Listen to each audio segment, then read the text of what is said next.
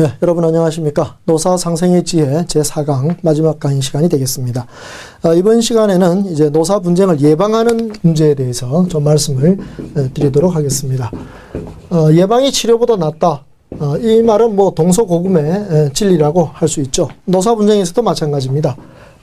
앞에 3강에서 배우셨던 대로 노사 분쟁을 해결하는 뭐 그런 것을 아는 것도 중요하지만 사실은 노사 분쟁을 미리 예방할 수 있다. 뭐 이러면 뭐 더 말할 나위 없이 좋은 것이라고 할 수밖에 없습니다. 그래서 어떻게 하면 이 노사 분쟁을 좀 예방할 수 있겠는가? 노사가 어떤 점에 좀 유의를 하면 좋겠는가 하는 이런 부분을 좀 말씀드리도록 하겠습니다. 이 노사 분쟁을 예방한다는 이 문제는 어떻게 보면 이제 이 사용자 측에 조금 더 주체적인 입장이 되는 그런 상황이 아니겠는가 싶습니다. 그러니까 뭐 노사 분쟁 예방하기 위해서 노조가 좀 조용히 해라, 뭐 노조가 아예 뭘 요구하지 마라, 뭐 이렇게 말할 수는 없는 거 아니겠습니까? 예, 그러니까 노조는 의당 그 근로자를 대표해서 근로자의 어떤 이익을 위해서 이제 뭔가를 주장하거나 요구한다, 이런 걸 이제 생각해 둔 다음에 그걸 전제로 해서 이제 사용자가 어떤 태도를 길러가고 어떤 능력들을 좀 쌓아가는 것이 그러한 노조의 주장이나 어떤 요구에 대해서 좀 적절하게 대응할 수 있는 것인가 하는 그런 점을 생각해 보는 것. 이것이 이제 어쩌면 그 노사 분쟁을 예방하는 방법이 아니겠는가 싶습니다. 그래서 우리 사측에서 제 강의 들으시는 분들은 좀 그 점을 이해해 주시고 사측에 주로 이제 이것이 예방하는 의무 또 예방하는 어떤 책무가 사측에 좀 제한된다 하는 점, 이런 점을 좀 양해해 주시면 고맙겠습니다. 우선 제가 이 노사관계에서 이 분쟁을 예방하는 아주 중요한 방법으로는 이 고객 만족을 시키고 있는 이 고객 만족의 그 방법, 이거를 좀 적용해 볼 필요가 있지 않느냐, 이런 생각을 해봅니다. 많은 기업들이 이 고객 만족을 시키지 않으면 안 된다는 걸 다 알고 있지 않습니까? 그래서 이 고객 만족을 시켜주는 여러 가지 방법들이 있는데 그 중에 잘 보시면요, 이 고객들의 의견 조사를 한다는 이게 있을 거예요. 예, 그래서 그 고객들의 어떤 서비스를 받았을 때 그런 서비스에 대해서 어느 정도 만족하는지, 서비스의 질이 어땠는지 하는 데 대한 그 의견 조사를 하지 않습니까? 제가 그 어떤 통신사, 제가 사용하고 있는 그 핸드폰이 이제 통신의 질이 좀 안 좋아서 별도의 안테나를 좀 달아달라고 이렇게 요청을 해서 그 기사가 와서 달아주셨는데, 그 다음날 바로 그 전화국에서 전화가 와서 달아준 품질이 어떤지, 그 서비스가 어땠는지 이렇게 의견을 묻더라고요. 아주 뭐 열심히 잘해주셔서 제가 참 고맙다고 그렇게 이제 평가를 해드린 적도 있습니다. 그래서 그런 것이 우리 주변에 이제는 뭐 널리 있는 것 같습니다. 그러니까 고객의 의견을 조사해서 그 서비스의 품질을 높이고 그리고 고객 만족의 질을 높이려는 이런 시도는 우리 기업들이 이제는 익숙한 그런 제도라고 볼 수가 있는 것입니다. 최근에도 보면 자동차 같은 이런 생산품들을 리콜을 하는 거, 이런 것도 이제 우리 사회에서는 익숙한 장면이 됐죠. 옛날 같으면 리콜을 하면 마치 품질이 떨어진 것처럼 생각해가지고 그것을 안 하려고 이렇게 했던 거지만, 지금은 오히려 리콜에 문제가 생겼을 때 회사가 자발적으로 리콜을 하면 그 회사가 정말 고객을 위해서 여러 가지로 노력을 하고 있구나 하는 그런 좋은 평가를 받게 된다는 거, 이런 것도 우리가 잘 알고 있습니다. 그래서 이 고객에 대한 그 서비스, 고객을 만족시킨다는 이런 측면들을 우리 노사관계에 이제 적용해 본다면 이 의견조사의 방법을 한번 우리 노사관계에도 좀 동원해 보자고 하는 것입니다. 그래서 의견조사를 하는 노사관계에서의 방법을 노사관계 진단이라고 제가 부르고 있습니다. 노사관계 진단.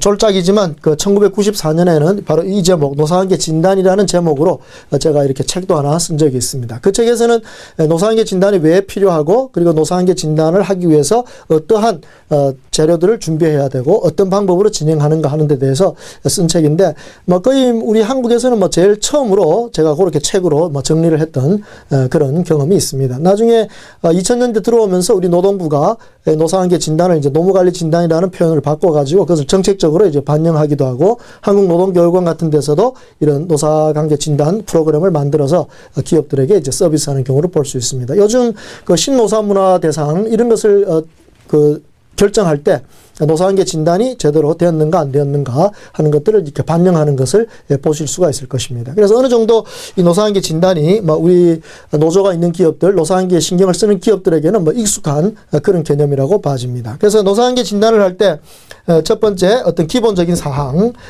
그 회사의 어떤 그 윤리라든가 또 어떤 가치관, 의식 성향 이런 것들을 이제 조사하는 내용이 있고, 두 번째는 인간관계에 대한 내용들을 조사를 합니다. 리더십을 포함해서 동기부여와 같은 또 직무 만족에 대한 그러한 내용들을 조사하는 것입니다. 그리고 이제 근로 조건에 대해서 근로자들이 어떤 만족을 하고 있는지, 또 어떤 데 불만을 느끼고 있는지, 어려움을 느끼고 있는지 이런 것들을 조사합니다.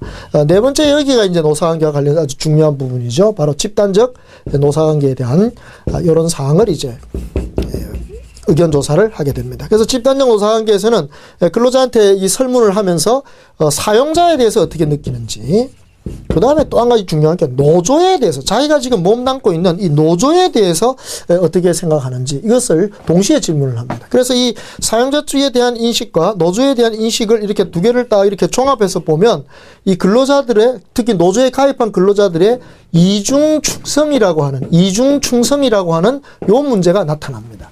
이 노조원의 이중충성이라고 하는 건 뭐냐면, 노조원이 되기 전에 근로자로서 이 회사에 들어왔을 거 아닙니까? 그 회사에 들어온 다음에 이제 노조원이 된단 말이죠. 그러니까 이 노조원은 근로자로서의 신분과 노조의 신분을 두 가지를 같이 갖고 있습니다. 그러면 이 근로자가 회사에 대한 충성심이 더 센가, 아니면 노조에 대한 충성심이 더 센가? 이것을 이제 조사해서 그걸 이제 이중충성이라고 얘기를 하는 겁니다. 노사관계가 안정된 회사를 가만 보면요, 이 근로자들은 회사에도 충성하고 노조에도 충성하는 거예요.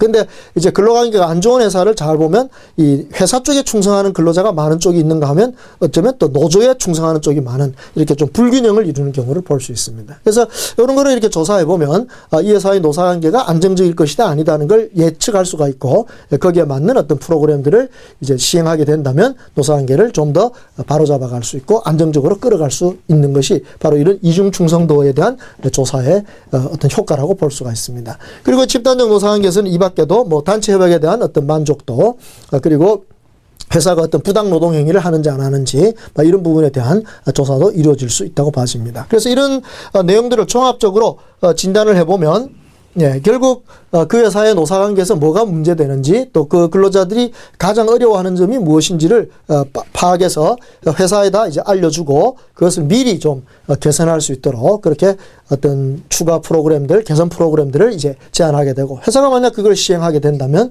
또 한번 멋진 노사관계를 만들어 갈 수 있습니다. 그런 프로그램 시행한 다음에 다시 또 진단을 해보면 그것이 얼마나 개선되었는지, 근로자들이 얼마나 만족하는지 이런 것도 판단할 수 있겠죠.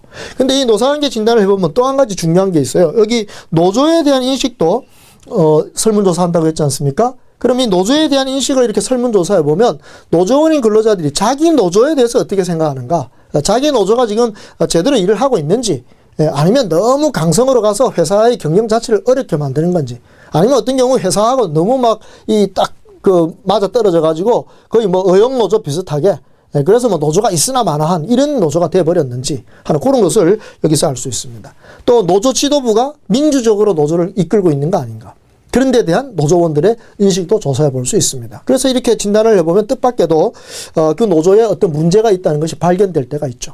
그러면 그걸 또 노조 지도부에 이렇게 설명을 해가지고 그 점을 좀 개선하도록 해서 노조가 정말 민주적으로 제대로 잘 운영될 수 있도록 함으로써 이 단결력을 높여갈 수 있는 그런 효과도 있습니다. 그래서 노사관계는 노사 모두가 서로 건전하고 합법적으로 활동하는 것, 이것이 조합원들에게 느껴져야 되는 거예요.